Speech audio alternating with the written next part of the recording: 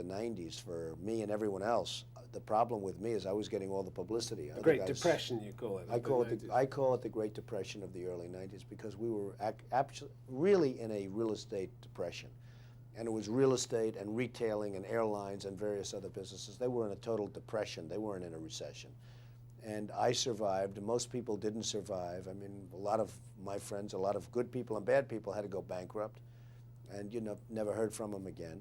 And you probably never will hear from them again. But, I survived to a point where the company is much bigger now than it ever was and much stronger financially than it ever was. And I wrote a book about it.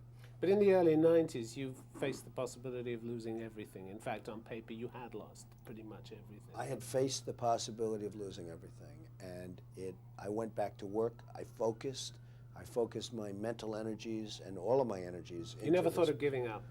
No, I think one of the reasons I really succeeded, and bigger than even in the 80s, is the fact that it's a little word called perseverance. I didn't stop.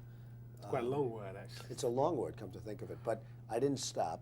And I did persevere. I went against a lot of odds. And I came up with a phrase, survive till 95. That was in the early 1990s.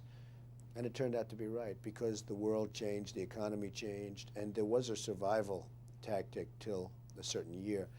And in 1995, things started changing. But I mean, it really started changing for me almost right at the beginning because I went back to work. I refocused my energies.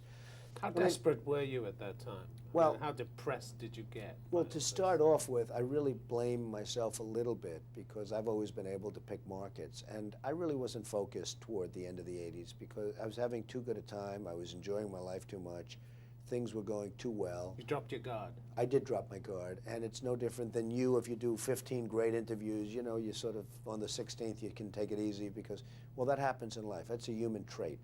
And I did drop my guard, and what I did is I re-put up my guard and re-put up my defenses and my offenses much stronger than I ever did in the 80s, and worked probably harder than I did in the 70s and 80s, and actually became much more successful. You had to believe in your own abilities. Wasn't there a time when you thought, I really can't hack it, I should get out of this? I'm not suited to this. There were some pretty depressing times because I had owed billions and billions of dollars. 975 million or so was personally guaranteed.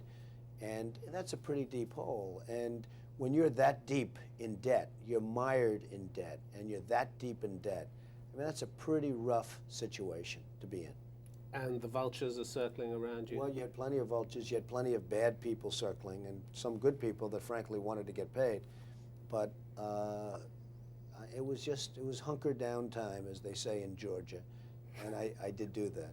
Did you learn some lessons about the people who were your friends and the people who weren't your friends? I wrote once. Painful lessons. They were painful. And I wrote once that I would love to sort of have a bad period financially, just to see who my friends would be and who my enemies would be. Now, never write it again because it's not fun. And it might be a self-fulfilling prophecy. Well, that's true. And so I don't want to